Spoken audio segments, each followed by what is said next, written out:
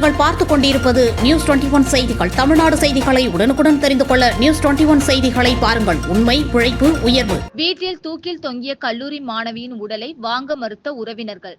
சாலை மறியலில் ஈடுபட்டவர்களை கைது செய்த போலீசார்.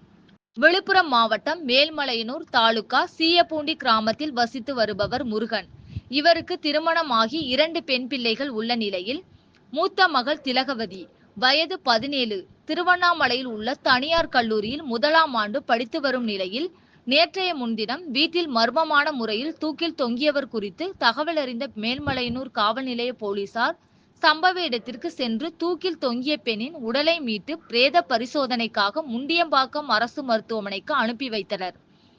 இதனைத் தொடர்ந்து இறந்தவர்களின் பெற்றோர் மற்றும் உறவினர்கள் மேல்மலையனூர் காவல் நிலையத்தை நேற்றைய முன்தினம் நள்ளிரவு வரை முற்றுகையிட்டு பெண்ணின் இறப்புக்கு காரணமான நபரை கைது செய்ய கோரி முற்றுகையிட்டனர். இதனால் பரபரப்பு ஏற்பட்டது. கள்ளக்குறிச்சி மாவட்டம் சின்னசேலத்தில் சிறுமலர் மேல்நிலைப்பள்ளி, இதயா நர்சரி பிரைமரி ஸ்கூல், சிறுமலர் தொடக்கப்பள்ளியில் தமிழ்நாடு அரசு வழங்கும் நலத்திட்டங்கள் அனைத்தும் மாணவ மாணவிகளுக்கு முழுமையாக வழங்கப்படும். 1ஆம் வகுப்பு முதல் 8ஆம் வகுப்பு வரை தமிழ் வழி கல்வி முற்றிலும் இலவசம்.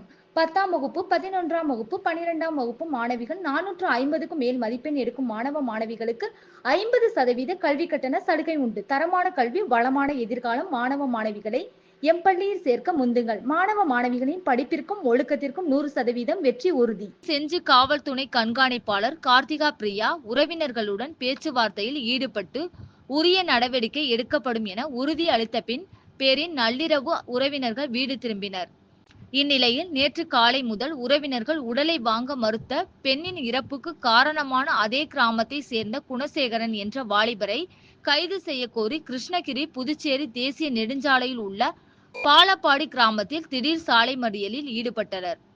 இதனைத் தொடர்ந்து சாலை மறியல் ஈடுபட்ட 30க்கும் மேற்பட்டவர்களை நல்லான் பிள்ளை பெற்றால் போலீசார் கைது செய்து தனியார் திருமண மண்டபத்தில் தங்க வைக்கப்பட்டனர்.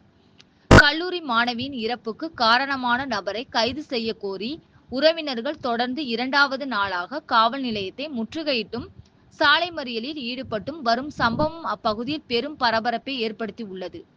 நியூஸ் 21 செய்திகளுக்காக ராஜாமணி.